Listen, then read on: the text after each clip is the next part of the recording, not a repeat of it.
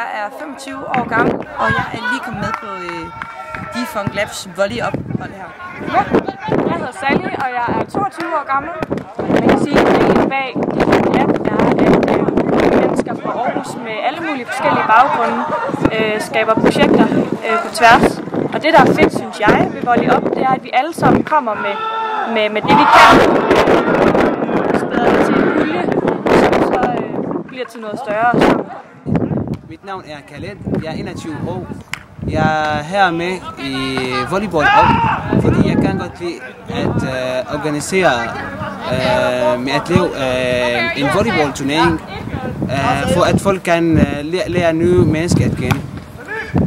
Og hvis vi kort fortæller, hvad Volley Up er, så det er en dag i august, hvor vi laver en volleyturnering, hvor der kommer til at ske en hel masse fede ting hernede omkring strandbaren, med forskellige madboder og DJ's, og kommer og opleve alt muligt forskelligt.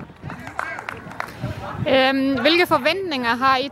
Jeg forventer, at der kommer en masse unge mennesker, der er klar for at spille volley.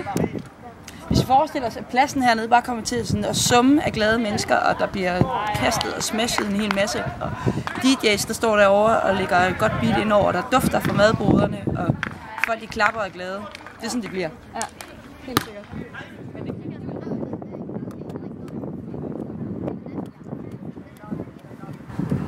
Volley!